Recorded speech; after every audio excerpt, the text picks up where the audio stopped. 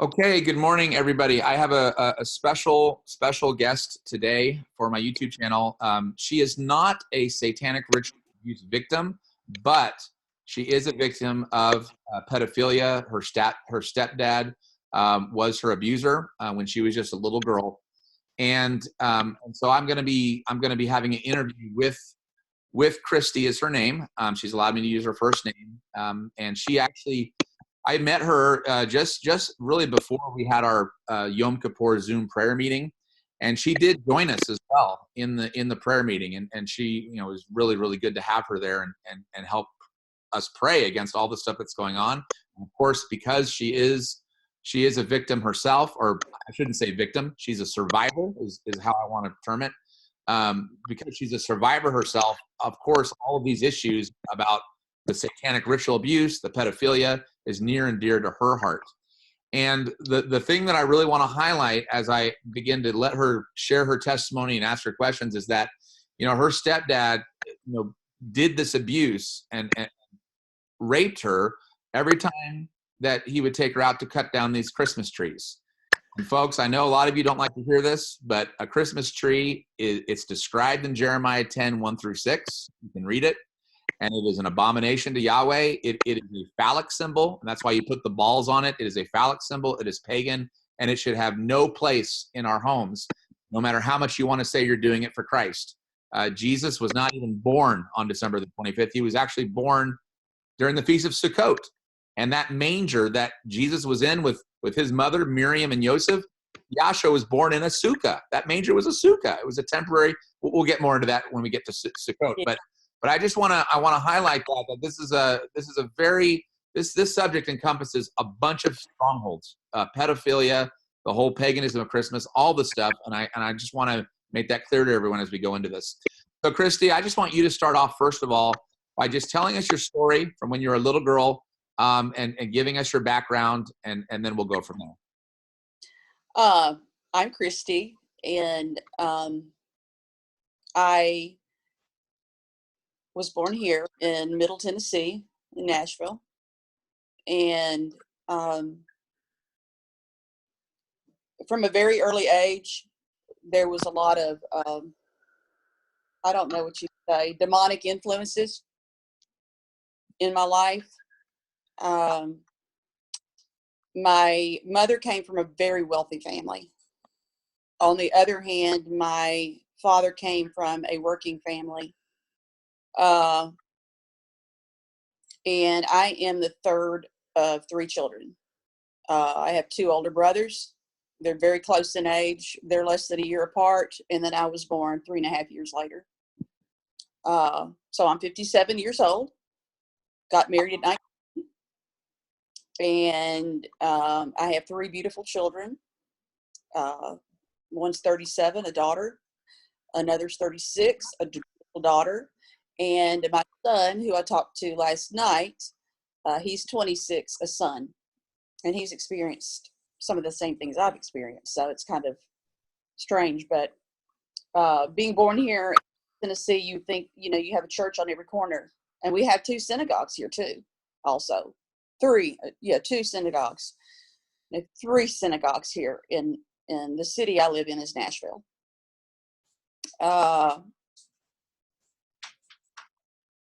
That's, my mother was a beautiful person, but, and my dad was a wonderful man. But when he drank, he was really mean. And so they divorced after being married for 12 years. And I was 7 years old when they divorced. By that time, they had moved to Hendersonville, Tennessee.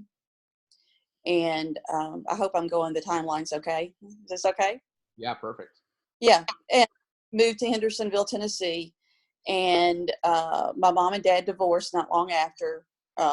It's actually in the autumn of 1968.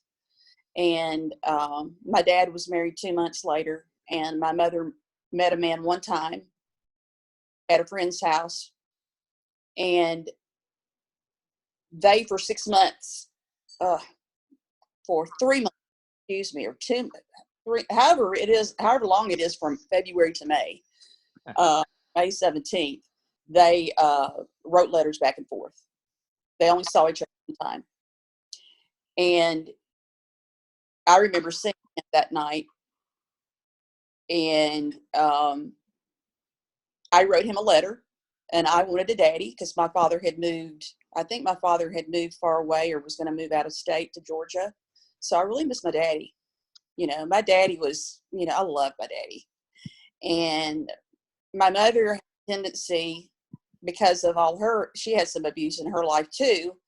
She could really rage. My mother was a rager in chief.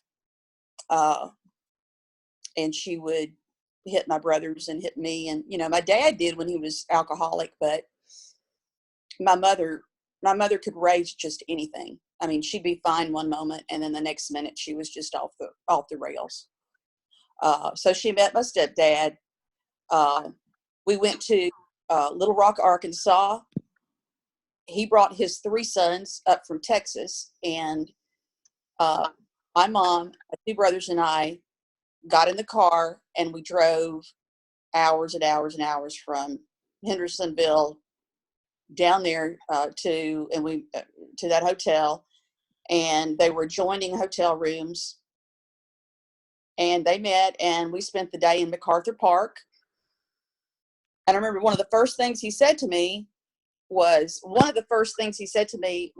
my mother and my stepdad were alone, he said, "Get lost." And I was alone. There was nobody around. Okay. And he was telling me to go off and walk off in MacArthur Park by myself. And all the boys were by themselves. So that was, you know, I look back on it now. Back then, my stepdad used to say, "Yeah, you were just bothersome. You know, you used to just want to latch on to your mother all the time." And he'd say things like this, and I never really I was always like, what did I do? You know, was I spoiled? Was I a brat? Because I was told all my life I was a spoiled brat by my brothers, which I was a favorite. So when they got married, before they got married, I wrote him a letter and told him I wanted a daddy because I really wanted a daddy really bad. And he always talked about that letter. I mean, until, for as long as I could remember. And he was almost 12 years older than my mother. He was 11. He was born in April of 26, and my mother was born in October of 1937. And he was about the same age of my mother's uncle. My grandmother had a younger brother who was that age. And he used to come and take her dancing when she was a teenager up here, nice dancing things. So I always think that there's a tie there to that relationship with her great uncle. But basically, my abuse started. My memory didn't come back till 2012 after I'd done some therapy, and I'd been to a place down here in Cumberland Furnace, Tennessee, which deals with trauma, healing trauma, and they use actually equine therapy too, which is really good. But the first thing that happened to me was the memory that came back. I knew that he had molested me when I was 16, and I woke up because I thought I was having a nasty dream. My mother was at work. She worked nights at Vanderbilt Hospital, and he pulled his hands out of my pants. And I'm being really graphic, so if anybody's got children, they don't want to have them here listening to this. But I went and told my mother when she got home. Well, first thing I did is I went and took a shower at 16. I took a shower at 16 about it, and I thought I couldn't get the filth off of me. And then I thought it was my fault. But I started telling people. And I believe I started telling people because when this started, my brain had compartmentalized everything, and my memories were not clear of my earlier abuse. Okay. I did not consider growing up abuse was when I was forced to kiss him frontal kisses every night before I went to bed at a young age. We lived in a tri-level, and we had a basement downstairs, and you walked up some stairs. There was a kitchen, and upstairs was my bedroom. And I was forced to walk past his chair and give him a kiss goodnight. And at first it started out okay. It was all right. In the beginning, it was okay. And then he started drinking a lot. I mean, a whole lot. And my mother would always say, well, at least he's not beating me. That was always her excuse for everything. He's not beating me, so we shouldn't complain. You know, he doesn't beat me. All he does is drink beer. But my mother would watch TV a lot, and she would sit with her feet facing, her head facing the TV. And when I had to walk past him, she wasn't looking. She purposely didn't look. So it was almost as if she was complicit in this abuse. I never said this to her. I wrote it to her in a letter in my therapy, but she was complicit in it. And also with my brother's abuse too. They were abused by him. He would hit them and beat them and do things to them, and he was mean to them, very, very mean to them. So my memory came back of the first memory that came back. I always had this memory was him saying to my mother, "You need to tell Christy to put underwear on when she goes to bed at night." And I used to wear these long granny gowns, really long granny gowns when I was a little girl. And I had my bedroom by myself. And I always wondered, why did he say that? And that's always a thought that stuck in my mind, but I pushed it to the side and said, I got kids to raise. I got a family to raise. You know, as an adult, I said, I'm not going to think about this. I'm just going to push it aside. But when I got into counseling, I told my therapist about that one thing, and she was very concerned about that.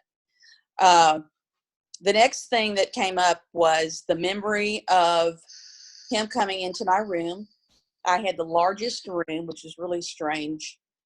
And it was a Jack and Jill bathroom. If anybody in the United States knows that you go through the sinks and there's the tub, and then another door comes into the bedroom.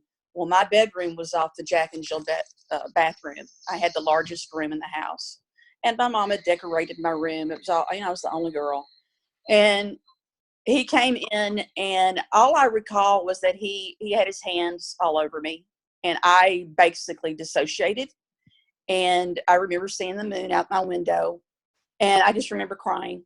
And I talked to my therapist about it. It was a really, really rough session.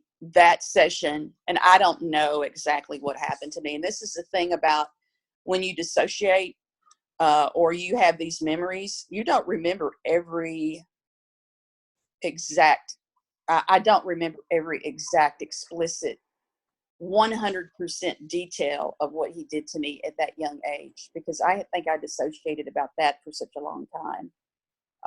The next memory I had that was the really huge memory was here at home after I talked to my counselor, who was a Christian.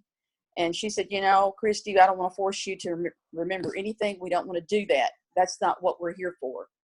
If you remember something, you remember it to heal. And that's what we want you to do. We want you to heal because you've been abused so much. And I had the memory, this is the really bad one, that we had in Hendersonville, we had behind our house, I'm trying to ground myself here. It was a little path behind the house, and there was woods because they hadn't finished building the subdivision. And I go play back there all the time. And so when my stepdad married my mom, the first Christmas, my memory was of us cutting the tree down. And I remember being on the ground, the tree on the ground next to me. And it was intercourse, but it was to the point where I was not, nobody could tell. Okay. And I was screaming. I remember, the memory is back now. I was screaming.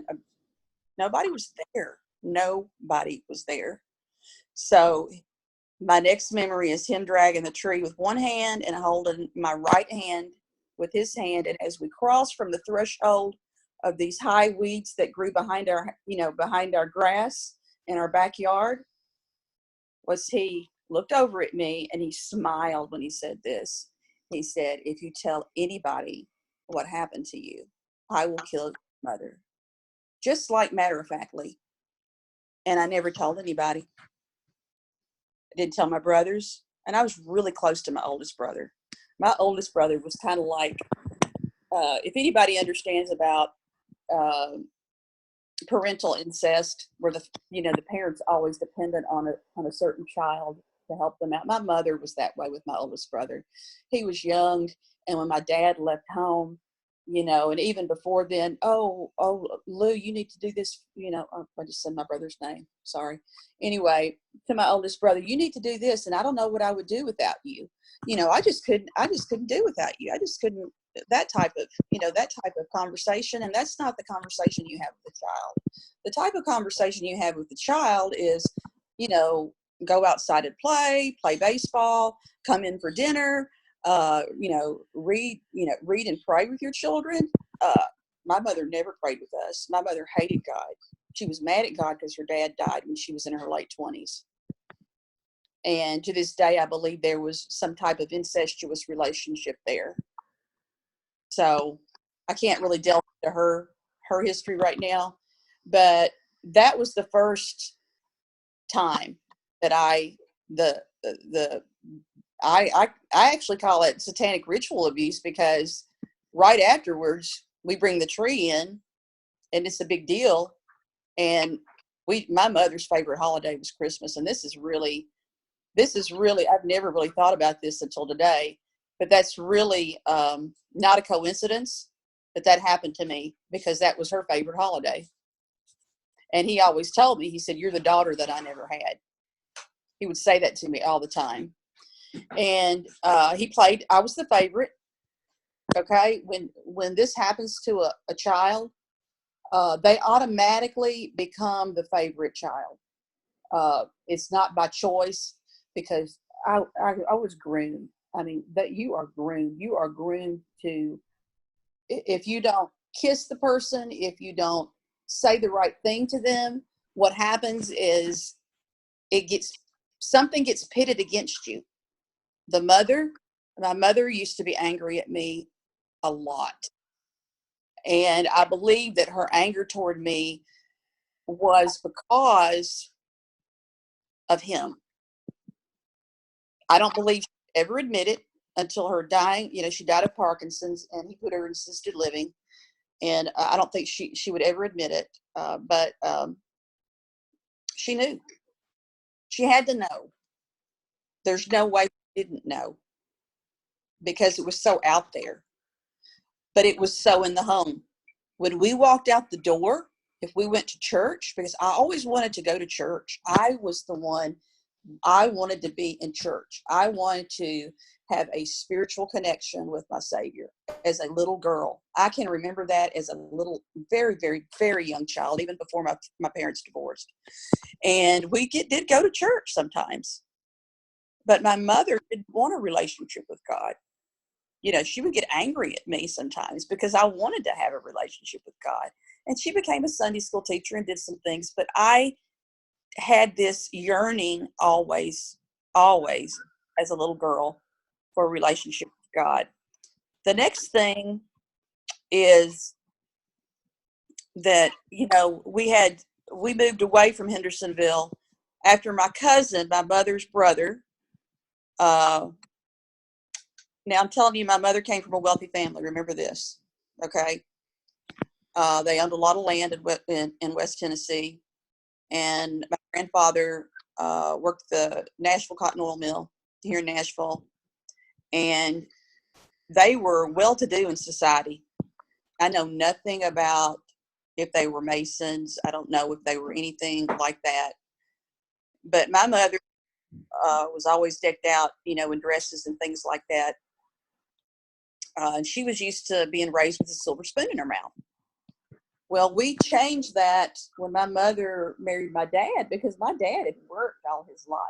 My dad was just, and my grandmother, they were just the salt of the earth type people. So you had the opposite from one end marrying the opposite of another end, having 3 children. And it was really, really a type of push and pull type of relationship with my mother. Well, my mother had money when my stepfather had nothing. My stepfather came from Texas. He was born in Lebanon. He came from Texas. He moved to Texas. His wife was running around him. That's the story I hear. His wife was running around him with his best friend.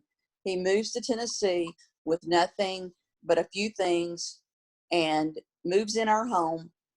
And from then on out, he starts telling my mother how to invest her money, what to do with her money, the money that's made off the farms. And he says, we're going to move to a farm. Okay. We're going to move from Hendersonville, which was a growing little city, which is a suburb outside of Nashville. We're going to move from here. We can't afford this. And we're going to move to a farm. Well, the farm we moved to was a third of a mile. Donnie, how long was it? A third of a mile off it was a long driveway. And I told you this the other night, that it was a very long driveway. It was off the road. You went 2 cattle guards, through a field, and then down. And then the house was like sitting back in the woods. Cut down a lot of trees, did all this stuff. We moved in.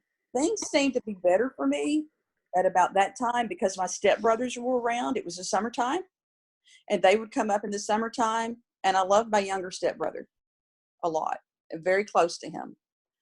And at that time, my cousin, she was living with us. So some things kind of evened off.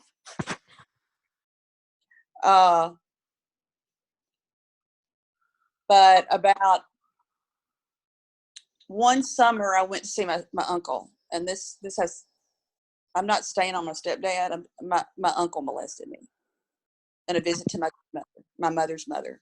Okay, that's the side of the family that was had a lot of money and really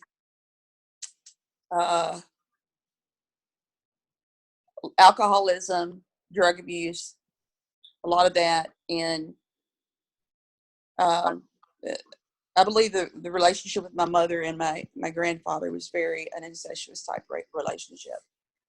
I have no proof of that. It's just when my grandfather died that it was just, it was like we never could celebrate New Year's.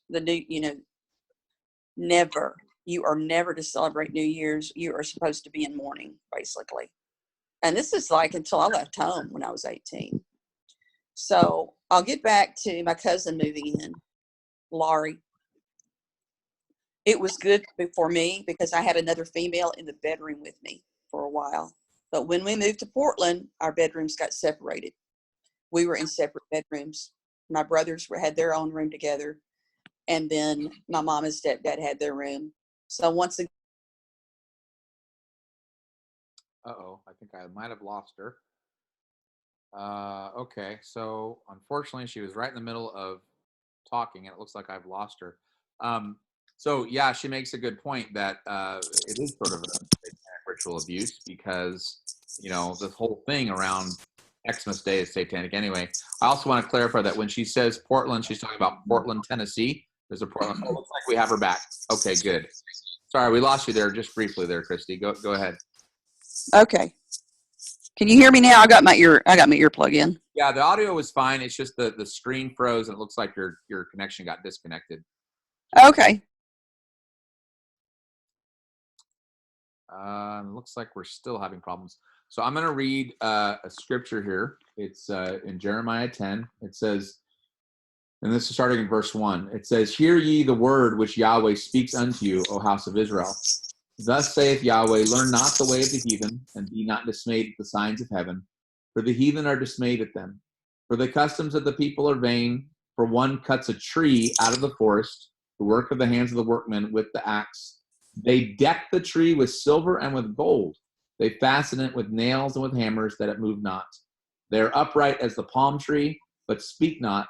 They must needs be born, because they cannot go. Be not afraid of them, for they cannot do evil, neither also is it in them to do good." So long before that was even called a Christmas tree, guys, Yah condemned this in Jeremiah. Okay, we have her back again. Okay. I never lost you. Yeah, for some reason your screen froze, and then there was no audio at all for the second. There may be a reason behind that. That's okay. We're talking about some serious stuff. So anyway, when my cousin moved in, things seemed to get a little bit better. I thought, but basically it was just, I had friends over when I first moved to Portland, and I was in the 5th grade. I was 10 years old, and my stepdad loved it. I mean, he was so. My mother was just like, she was cooking, but he really liked it. He made a swing for all the girls that spent the night with me. I mean, I look back on it now, and I think he he really enjoyed seeing all these little girls over at his house. So he was drinking heavily. Okay. Yeah, I think there might be problems with her cell phone because this is the evidently she can see me fine, but obviously you guys are seeing her frozen. So I'm gonna go Can ahead. you hear me? Yeah, your phone just keeps freezing out. Is your signal low? Can you check your signal on your phone? Yeah, it's 100%. Let me look on it really quick. Uh, yeah, it's low. Okay. So is there, Donnie, what I do? Go in the living room, yeah, is there a part of get the my house? Wi-Fi high. What if I move a little bit? Yeah, if you can move closer to your Wi-Fi Okay. box, that would be really helpful. See if that'll boost the Wi-Fi signal. Yeah. What about now? No, it's still low. Oh, and actually, that's a much better image too. So, Yeah, I know. You can see me now. Yeah. so Can you? it's still low, huh? Yeah. Um, Let me go. Let me go in here. resetting your Wi-Fi, but if you do that, you're going to get disconnected from the call. So I don't want that to happen. What about now? Yeah, still really good image. What about low? Is the It's signal still really low. I don't know why it's low. okay? We'll just continue on. We'll just pray that it won't interrupt. Yes. Yeah, get off your computer. My husband's going to get off his computer. Okay, okay. He thinks that might be affecting it. Okay, I'm in the living room, and Yeah. So it's a mess in here. go ahead and continue with your story. Okay, I'm going to sit down. I'm going to sit down in a chair. Okay. Okay. Can you? Oh, you can't see me. You see me better in this chair. All right, let's continue. So we get to Portland. Things seem to kind of slack off, but that's when I go and visit my uncle, and he took me frog gigging late at night. That's in West Tennessee, and my cousin, she went to see her friend in the city. And what happened to me was basically I went frog gigging with a bunch of men below a levee, and went with my uncle. They were all drunk. I go into one of these shacks with him and his girlfriend, and I was in bed with both of them. It was not like what happened with my stepdad, but it was being molested. I was molested, but I thank God every day that he didn't get in his Lincoln Continental and try and drive me back to my grandmother's house, because we'd be dead. I'd be dead today. I wouldn't be able to share this today with people who were survivors. And in a 12-step group that I was in, it was a ACA group and SIA group, and they call that survivors of incest. I can't call my survival actually incest, or because he wasn't technically my father. He never adopted me, but he did try to adopt us. He tried to adopt all three of us at one point.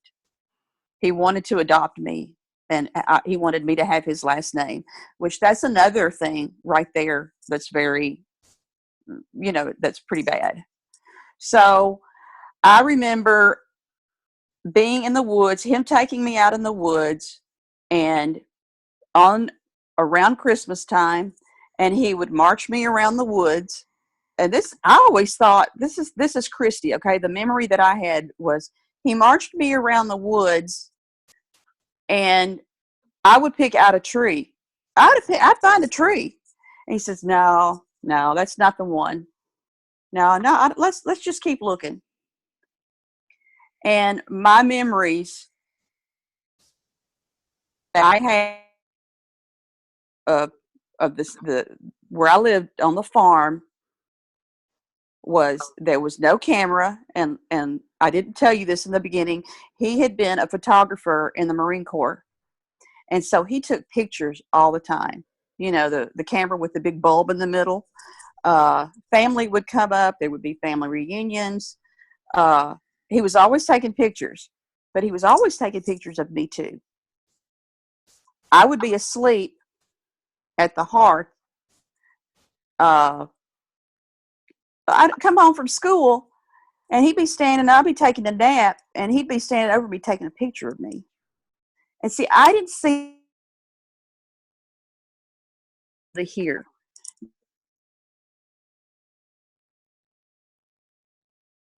Okay, it looks like we lost. Can you hear me? You froze again, but you're back now. Oh, it's frozen again. Let's do this. Go ahead and have your husband just reset the Wi-Fi, and then you should be able to get right back onto the interview. I'm 100% Wi-Fi here. You are, huh? Yes. That's really bizarre. The right in front of the Wi-Fi, actually. I don't know why it keeps cutting, because I've never had any problems with any of my interviews. I don't know why it keeps cutting out like this. Okay, Yah, we just plead your blood. We just pray and ask that you please strengthen everything, both signals from both ends, that there be no more problems and no more interruptions to this interview. Oh boy, she's frozen again. I wanted to ask her about, I hope she comes back, because I wanted to ask her about a specific. Hello. Oh, hello. Hello, are you here? Yep. Hello. Okay. I don't care. Yeah, she got cut off again. There. It's just going in and out. It's just constant now. Okay. Can you hear me now? Let's do this. Yeah, I can. Yeah, it just keeps going in and out. We're gonna make a second part to the interview, and we'll schedule the second part for some point later, either later today or tomorrow. Okay. What I will do, I wanted to ask you about the because a lot of people in my audience don't know what equine therapy is, and so I wanted to talk more about that, and also obviously continue where you left off here. So what I'm going to do is we'll go ahead and publish this part of the interview, because you did get quite a bit of your story out, and then we're going to do a second part of follow-up, either later today or more likely tomorrow, because I have to work from 10 to 7, so it gets pretty late by the time I get off work for you. But thank you so much, Christy, for joining us. I really appreciate it. Yeah, the image froze again. And like I said, we're going to do a follow-up interview where hopefully the signals on both of our ends are stronger, and we will not let the enemy get the victory. That's for sure. Yes. Yeah. So guys, again, can you hear me? With all your comments, yeah, I can hear you, but you're kind of coming in and out. It's like every other sentence. But guys, with your comments, again, I just want to say, be very loving and kind. If anyone has any type of troll-like comments that attack this survivor, I will immediately ban you and remove comments. I don't tolerate that on I'm a little lax on my other videos, but when it comes to my interviews with survivors, I have a zero tolerance with any type of negative comments toward my guests. So I want to remind everyone of that, because I did have to deal with several people in my last interview when I had Aaron and Amy on. So, this is a very serious subject. And if you're having a bad attitude, or if you're just trying to mock this whole process, you know what? You don't need to be on my channel. Okay. You can just unsubscribe, because this is an extremely serious issue that needs to be exposed and stopped. And I know that's what Christy's heart is, and that's what her husband wants. And that's what we all want in this situation. So, yeah, even as I'm talking, the signal keeps going in and out. So everyone, thank you for your time. And like I said, we will have a follow-up interview on this in the next couple of days here. So y'all bless you. Shalom. And thank you, Christy, so much for joining us. Thank you.